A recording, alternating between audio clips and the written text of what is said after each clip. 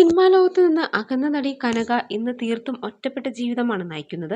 ഒരു കാലത്ത് തിരക്കേറിയ നടിയായിരുന്ന കനക അമ്മ ദേവിയുടെ മരണശേഷമാണ് എല്ലാത്തിൽ നിന്നും അകന്നത്. പഴയകാല നടിയായിരുന്ന ദേവികയുടെ നിഴലിലാണ് കനക വളർന്നത്.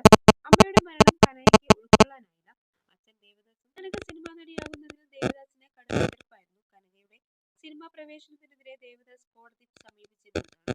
എന്നാൽ കോടതി വിധി കനകയ്ക്കും ദേവിക്കും അനുകൂലമായിരുന്നു. കുട്ടിക്കാലത്തെ കനകയെ തന്നിൽ നിന്നും ദേവി അകറ്റിയെന്നാണ് ദേവദാസ് പറയുന്നത്. മകൾ സാധാരണ ആളുകളെ പോലെ ജീവിക്കണമെന്നാണ് ആഗ്രഹം. എന്നാൽ തന്നോടൊപ്പം വരാൻ സംസാരിക്കാനോ കനക തയ്യാറല്ലെന്നും ദേവദാസ് പറയുന്നു. പുതിയ അഭിമുഖത്തിൽ കനകയെക്കുറിച്ച് ദേവദാസ് പറഞ്ഞ വാക്കുകളാണ് ഇപ്പോൾ ശ്രദ്ധ നേടുന്നത്.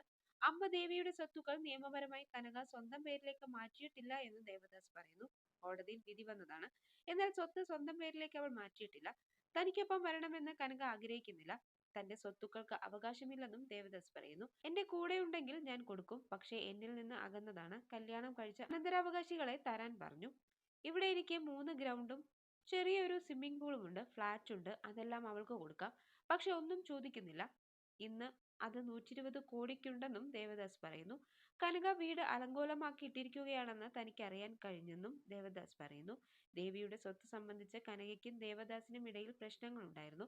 കോടതി ഇടപെട്ടാണ് തർക്കം പരിഹരിച്ചതെന്നും സ്വത്തുക്കൾ വ്യവസ്ഥ ചെയ്തതും. പൊതുസമൂഹമായി ഇടപെടാൻ കനക ഇന്ന് ആഗ്രഹിക്കുന്നില്ല. വീട്ടിൽ ഒറ്റയ്ക്കാണ് കഴിയുന്നത്.